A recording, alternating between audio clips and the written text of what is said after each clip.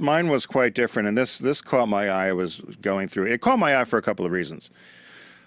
One of them is, as you know, and I've talked about it before, I did the Ancestry.com test, or the Ancestry test with my DNA. You're not what you think you Horribly are. disappointed. I'm Eastern European, supposedly, although nobody else in the family. Maybe there's something wrong with me. I don't know. My grandmother's born in England. My other grandparents are all Canadian. How I got somewhere around Romania and You Hungary, don't trust the science? I don't. Okay. But I'm not alone. So I know you're not alone on this But one. now my friend, Brian from AdMark 360 thought he was full-fledged Italian with a little bit of German. He's twice as much British as I am. The family's never even talked about it, doesn't know where it's come from.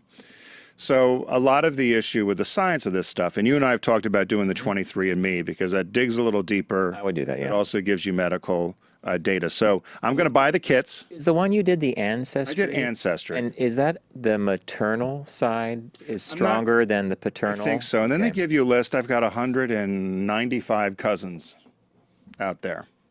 Okay. So I've contacted a couple, and they're all quite weird. And I've said, we're supposedly first cousins. Now, that's the other thing. I know my Your four family. my Yeah, four you know first your cousins. family. This person's supposedly a first cousin, kind of in the same area that I was raised or whatever. I've asked my mother about it. She said I'd been better off going to a fortune teller with my money.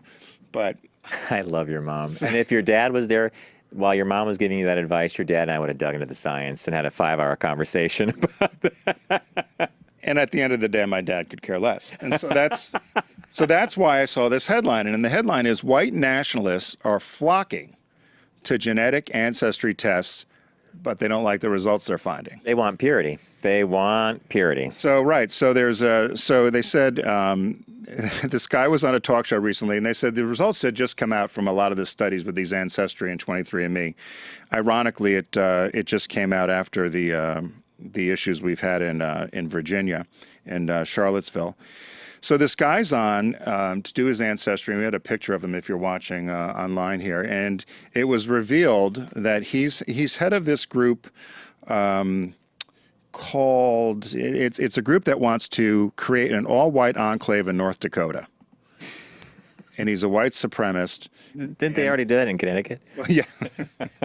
So he sent in for his DNA and found out he's only 86% European and 14% African. Sub-Saharan African. Yeah. So he's wound up. So that's the guy there on the left. Guy with the hat and the beard? In the blue shirt, right.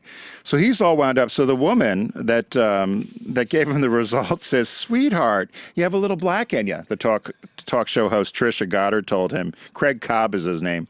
That didn't stop him from redoing the test with a different company. He's trying to alter or parse the data. So his whole point was a lot of these white supremacists are trying to debunk the science. So they were all for it because they thought they were going to find out that they were all pure white. Well, they're finding out that they've all got a little bit of something. As we all do.